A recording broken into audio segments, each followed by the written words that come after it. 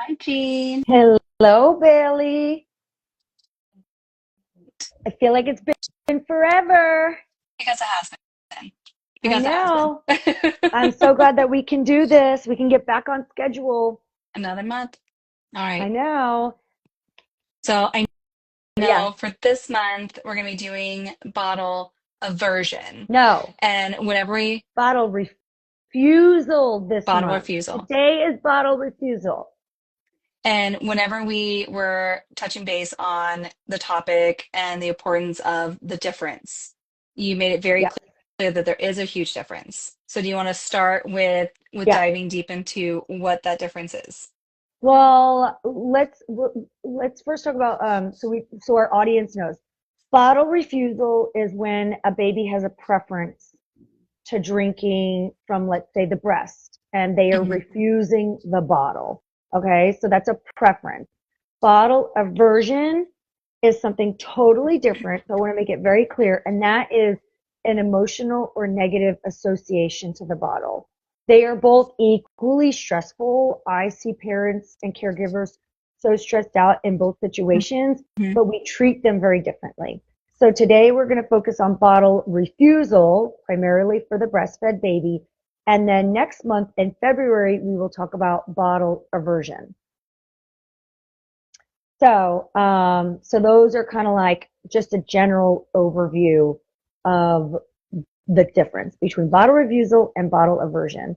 Um, but yeah, did you want to go through some of the questions that we had? And then that'll help us Yeah. kind of dig apart, like, what is bottle refusal and how do we Hmm. help these babies? You bet. Okay. So what do you got? So, so I think one of the first questions that we got was, why are they refusing the bottle all of a sudden? Okay, so there could be a few reasons, right? It might be preference, right? Your little baby wants to just be with mom. Like that is their time to snuggle. That is their time to bond. And your baby is like, I don't want this bottle. Like, peace out. I want to be with mommy and I want to be up and close, skin to skin. Yeah.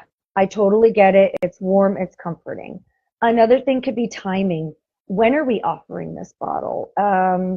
Are we offering it when they're having a growth spurt or a developmental leap? Actually, they could be more prone to refusing during these times, During a which is, leap.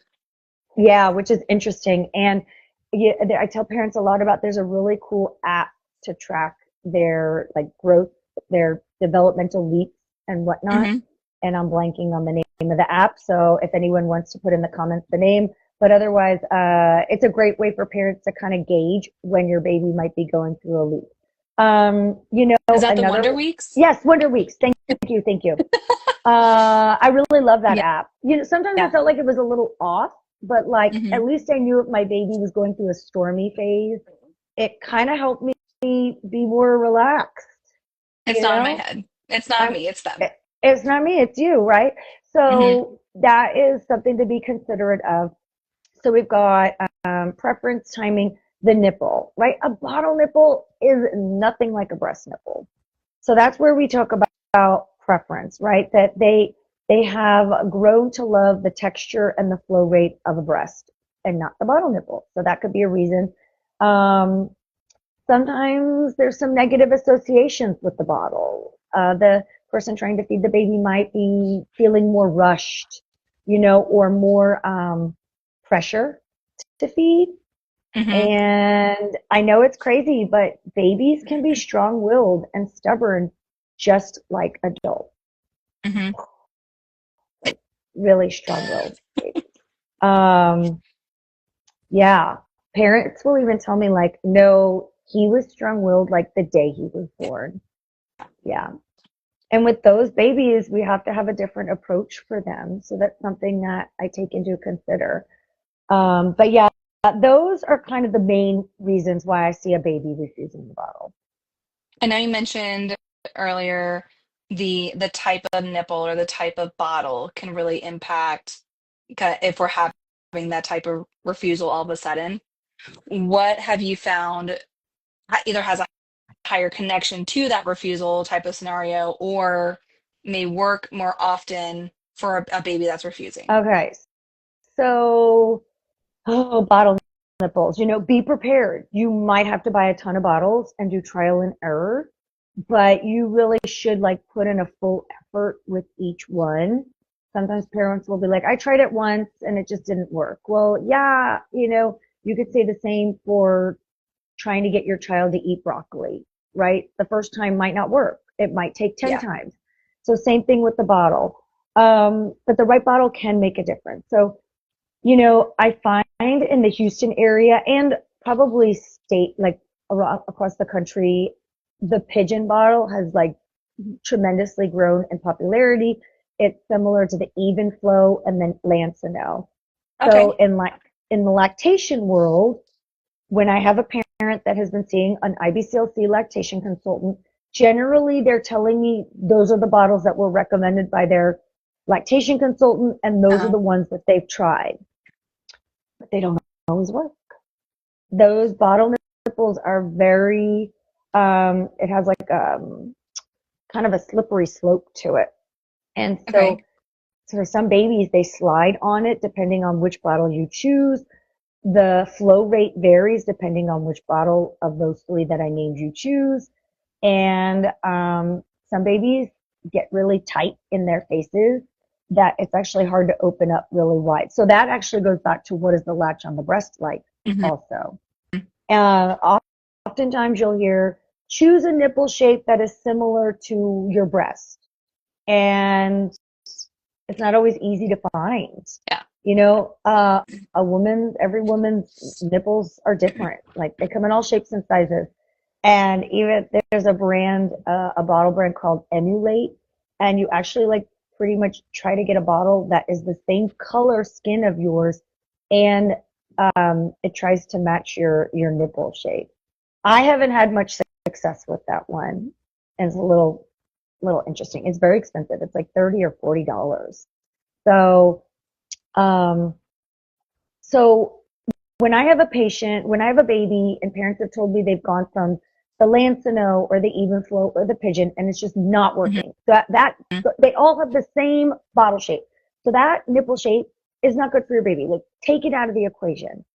My gold standard as a speech pathologist is the Dr. Brown.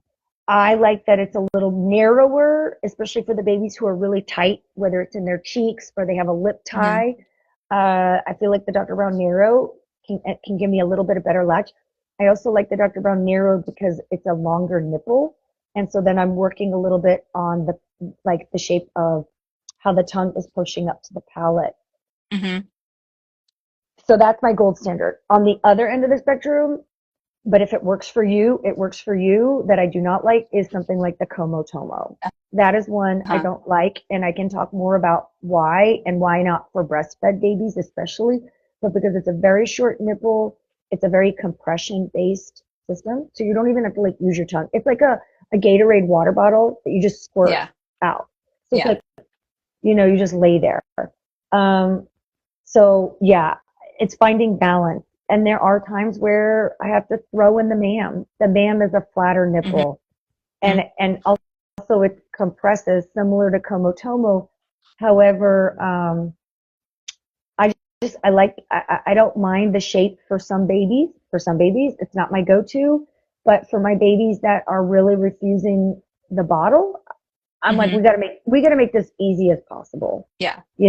Especially when mom's going back to work next week, which I get those calls. Um, so yeah, finding a bottle, it's not always the first thing you buy is going to work. Hmm. But yeah, that's pretty much on the bottles. I remember for for Harper for our first, we had 5 or 6 different kinds. And the type that she loved was the Tommy Tippy with like almost that Como Topo one with like with the A teeny short tiny nipple. little nipple. But she did it and she went back and forth between breastfeeding on the breast and having breast milk in the bottle and she did great. And I'm like, fine, fine, you're gonna eat. And Yes. then P was one of those strong-willed children of no, no, pass, no, So she didn't take the bottle. no. So I came back from maternity leave here when she was 4 months old. And then I was here, I came back for about a month, and she would go 8.5 hours having 4 ounces, and then would just breastfeed all night. And so we made the choice of, okay, well, it's not going to work. She's just not going to do it. And so I took a longer maternity leave until she had finished breastfeeding on the tap. And then she just kind of did her thing. Did you have, I find this with some of my breastfeeding moms, did you have any resentment towards breastfeeding because of that No, experience? no. I'm like, "Oh, Maybe because okay, this is the phase we're in." okay, and so you did not let it bother you, and you had the ability to not, to maybe take a longer leave, but not every mom can do that, Yeah. right? Hmm. Like for sure, I meet a lot of moms that are like, no, no, no, like I have to go to work next week. Yeah. Like my insurance is what covers our family. I am the person providing for this family, or I'm a single Yeah. mom, or whatever it Yeah. is. Like not everyone has that, and so I do Oh, it was an find that, immense privilege, by the way. I do not take that for granted, right, having it's the so privilege of being able to stay stressful. home. Yeah. It's so stressful. Whereas like me, I was like, oh, you're getting the bottle like early on because I wanted Hmm. to go back to work. Like I Yeah. knew I wanted to go back to work. So I wasn't going to risk putting that in jeopardy. Hmm. Um, and then I meet moms who like really despise breastfeeding. They resent Yeah. it. And Yeah. I've had moms tell me it was the worst decision of their life. And that's so disheartening. It's so stressful. And so how do we make it better? How do we make it more for moms to not have to go through that? Because I think you can enjoy breastfeeding,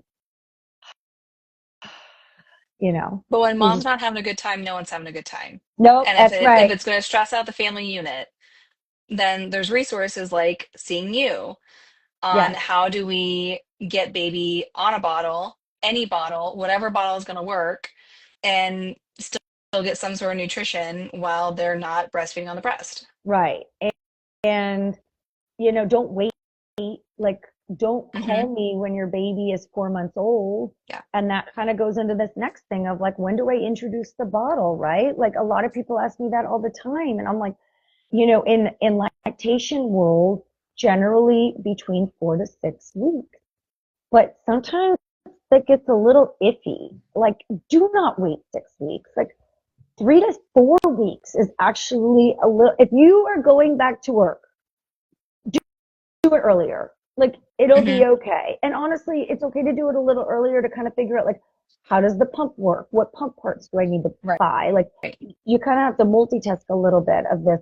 And in case of an emergency happens, Hmm. right? You might have a little bit of stored breast milk for your baby and dad can get some bonding or grandparents. Like Yeah.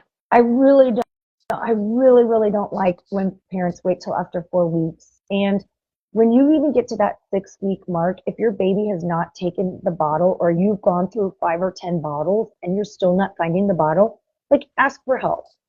Seriously.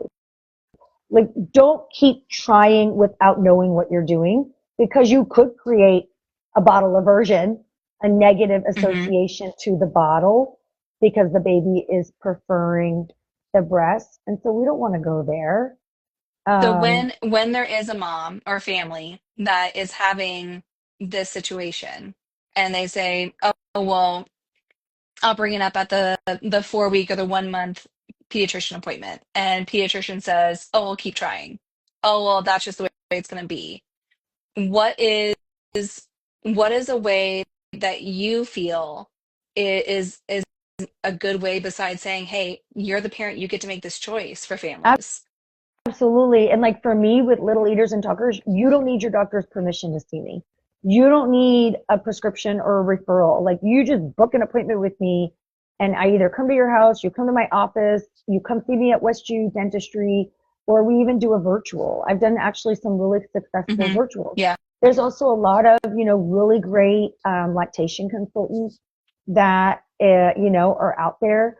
I I think their experience on bottle feeding might vary, right? Like, I definitely consider myself a specialist with bottle feeding and breastfeeding, but like, I'm really good with my complex bottle Hmm. feeders. And so I can try a couple of different things that maybe someone else might not. Um, but yeah, like if you're at that, God, I'm like, I want to say yes, that 4 week appointment, but like if your baby Yeah. is not taking the bottle by 6 weeks, and again, there's pressure for you to have to get this baby to take a bottle, don't wait it out because the reason is because the suck reflex. So Hmm. when a baby is born, they're born sucking, Hmm. right? And they're using their tongue in a certain way, their cheeks, their jaw, their mouth, all of that. And then they go into a habit of, okay, this is how I eat, this is what feels comfortable, and Yeah. this is what I'm going to continue doing. Hmm. So it becomes a reflex, goes into a learned habit. As we know, it's hard to break a bad habit. Yeah. So then you wait till your 2 month appointment and your pediatrician is either like, oh, keep trying, or maybe they're saying, hopefully by then, like, go see a feeding specialist. Hmm.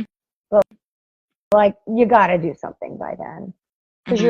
you're just like letting time go by and Yeah. nothing will get accomplished. Then you get a longer maternity leave, maybe. But, If that's how the family unit right, works. For us, we exactly. were really privileged where my husband's work was really, really thriving at that moment, and it worked for me to stay home for that year. But I know that was an immense privilege that is not a common thing, especially in today's age. No, So no, yeah. no. Okay, so we know by 6 weeks we should have the bottle in.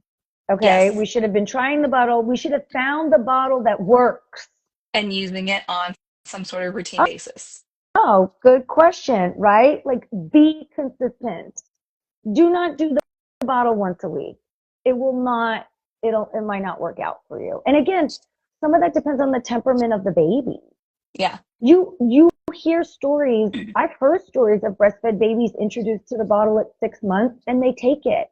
Generally, those are my pacifier suckers, though. So just FYI, Hmm. like, but like pacifier suckers, like the Dr. Brown Hmm. pacifier or the Soothie pacifier, or not like a janky pacifier, like Right. a good one. Some of those babies, they're used to the silicone and they're not bothered by going to a bottle. Those situations happen for sure. And then you have the babies, right, that go right from breast to straw drinking. But really, straw drinking doesn't get like really good until after 6 months. Yeah. So you do have this, time frame where if your baby needs to take the bottle, again, by 6 weeks, you should have the bottle that your baby is drinking from and Hmm. be consistent, not Yeah. like at least a few times a week, at least. And I'm a big component. I really encourage when a mom's going back to work to start their freezer stash, a little on the early side because, and so that gives you the opportunity to pump while either you or someone else is giving Hmm. this bottle and maybe trying to freeze a little bit of milk because that's another really stressful situation when you go back to work and you don't have enough milk. Yeah. No, But it most definitely can be. that's that's a whole other topic. Yep. Yep. Um, but yeah, consistency is the key. So have you found with the babies that are having the refusal, it is a specific person that they're having this repeated incident with, or is it just kind of everyone is no one's able to get the baby to feed from a bottle? How do we help, say, dad or Mhm. grandpa, grandma, nanny to be successful bottle feeding?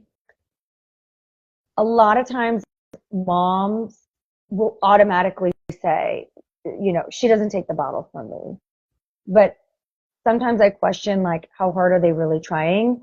And I question also the psychological component of like them wanting to be seen as a boob Hmm.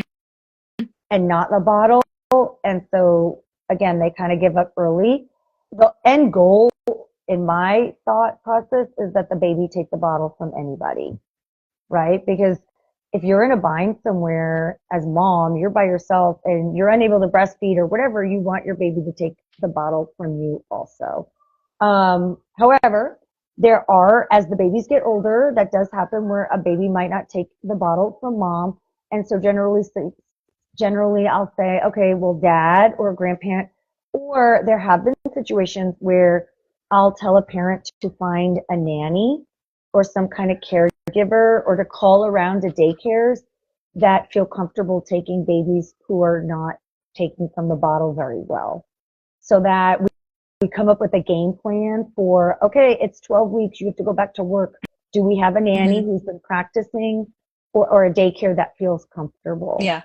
And some daycares will be like, absolutely not. If your baby does not take a bottle, we're not going to help you. And I've had some great daycares that are like, no, we'll work with you. So, some parents will say, or moms, they'll say, okay, we're getting ready for work. My baby's not taking the bottle, so I'm not going to send them. And Yeah. if they're fortunate and they don't have to, that's one thing. But if they really need to get back to work, then we need to come up with a plan. And so oftentimes I help parents come up with that plan, um, and just calling around. Now, when we actually get into offering the bottle, whether it's a parent, a nanny, a grandparent, whatever, yes, mom should not be in the room, right? I really want to have someone with like patient and soft energy. So if someone is very high strung and impatient, don't put them up to this task Hmm. because it might not work out good, right? And you can create that negative association. So something that you can try to do is facing the baby outward, right? Like facing a window, right? You're looking at the car, so they're kind of a little distracted Hmm. and seeing if they'll let the bottle in their mouth, right? Another way is when they're calm but not super hungry, and maybe you try to get them to take the bottle that way. You don't want to give the bottle when a baby is crying and stressed out. Um, Another tactic we'll often say is like in the evening or in the nighttime, kind of like a dream feed to see Hmm. if you can get the baby to take the bottle. In those instances, when you're doing a dream feed for the purpose of seeing if your baby will take the bottle, it kind of gives you that, I want to say the word animo, like that motivation of like, you little stinker, you can drink this milk. You can do it You just fine. can do it. You just drank 2 ounces in 10 minutes when Hmm. you were a little drowsy. So that means we've got to continue practicing that. And in the daytime, we need the baby to go a little bit longer between feeds so that they build up that motivation.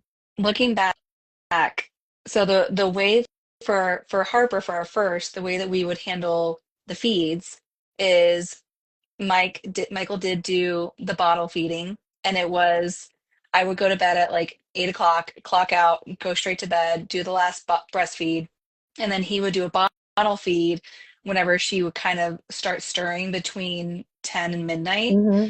and then bring her into the room, put her in the bassinet, and then I'd wake up whenever she woke up for a feed at 3 o'clock. So looking Okay. back, And, but with, that's exactly how it went and with your daughter, your other daughter. with the first one. Yeah, but the one who With didn't the take the second bottle. one, his work schedule changed because of everything else going on. And so I was home all the time. He came home at 10, 11 o'clock.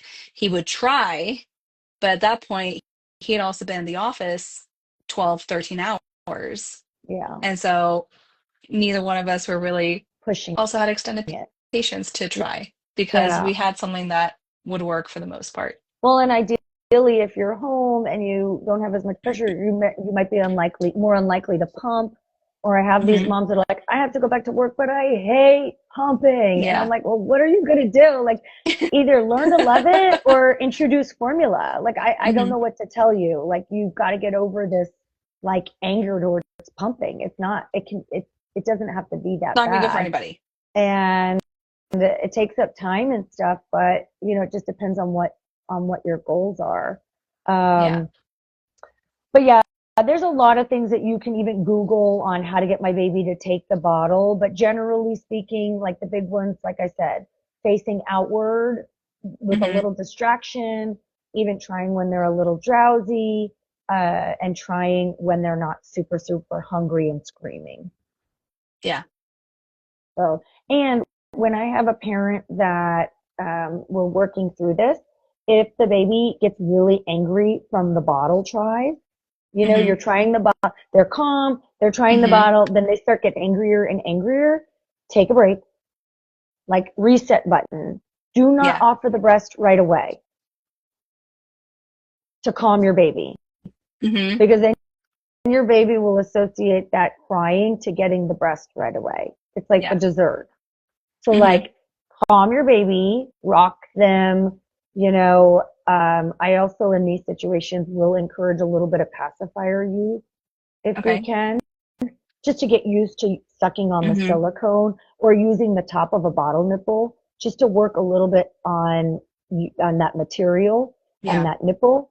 Get the baby calm, wait a few minutes so that they can kind of forget about that bottle experience and then offer the breast. A lot of moms are so quick to offer the breast to calm their babies. Yeah. Like the baby Me, needs me to, especially. yeah, we want to calm them and we know the boob works, but Yeah. it's not a Tried and great true. habit. It's not a great habit. So, but yeah. Did you have any more questions that you got Um, from clients? so a lot of things that I have, like, I think that, in this world of breastfeeding that has grown tremendously in popularity, which is a beautiful thing, is that I think some moms that, they work so hard to establish this breastfeeding. And I know it's hard. Like those first few weeks can be awful Yeah. and exhausting. And you have a tiny human that's dependent on you. Um, and so, introducing a bottle will not impact your breastfeeding journey. I think in some ways it almost can reduce your stress level, but Mm. because you can be like, you know what? I want to go to freaking the grocery store without a baby. Like I just want to go. I want to go on a date night with I want to go on a date night with my husband. I want to take my other child to the movies. Like, so there is a really Yeah. important factor of knowing like it's not going to ruin your breastfeeding journey by introducing a bottle, and it can actually be healthy Hmm.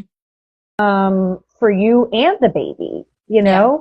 Um, and then, the other thing that I kind of wanted to touch upon on like that I feel like is important that I don't think pediatricians do a good job about is when to ask for help. Yeah. Like so many times do I hear my pediatrician said I was fine, my pediatrician has said to keep on trying, but like Hmm.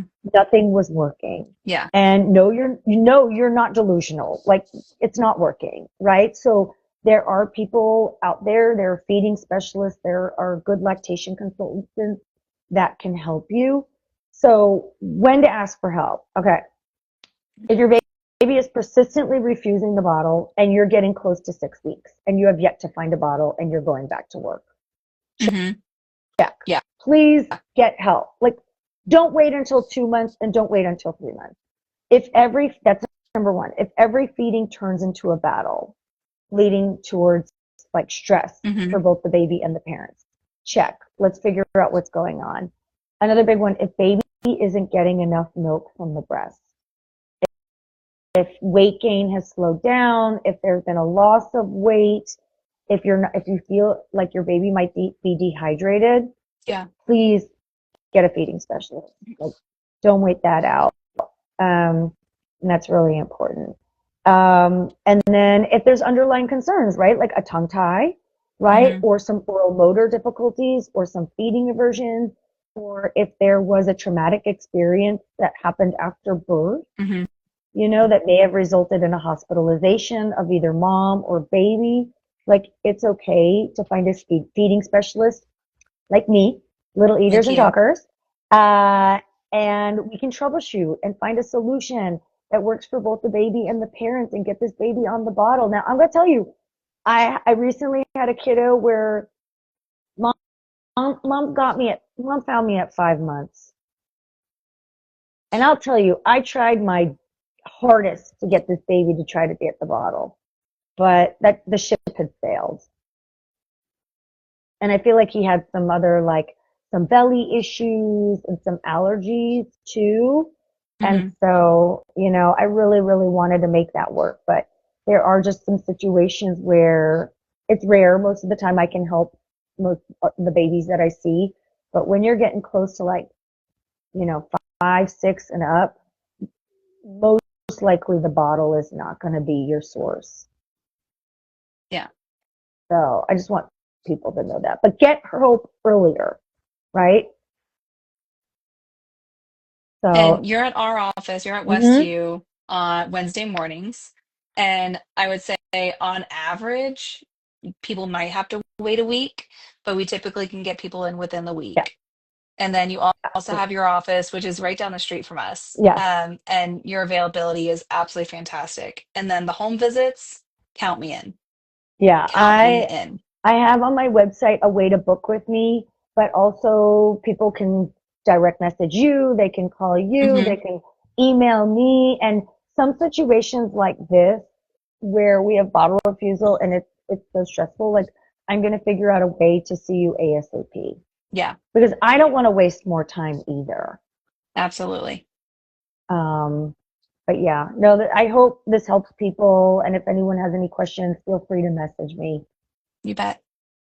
So I know this month was refusal. Yep, And then next month, so on the 25th of February, we're going to do our next month because our live is on the last Tuesday of every month. Next month, we're going to be doing bottle aversion. And this is more towards, you mentioned, strictly bottle fed babies that are now having an issue with getting yeah, nutrition. with drinking their bottle, and it's Yeah. like the most painful and stressful period. At least with the Hmm. breastfeeding, your baby can get the nutrition from breast. Yeah. But with bottle aversion, it's like you feel like you're never going to get your baby to eat it all. So that is one that I want people to check out if they experience it or know anyone who is experiencing bottle aversion. Yeah, if you have been through bottle aversion, if you have concerns about potentially having a baby with bottle aversion, send us a message, ask the questions. We'll take care of those questions, and then also add them to our list of questions that we got from other patients for this one. Yeah. And key takeaway, don't let your baby be a bottle snob. We've all We known one. don't Don't get a want those bottle bottle snob. snobs. Get rid of those bottle snobs. Awesome. All Thanks, right. Gina. Appreciate you taking the time. You too. Bye, Bailey. Thank you, All right. everyone. Bye. Bye.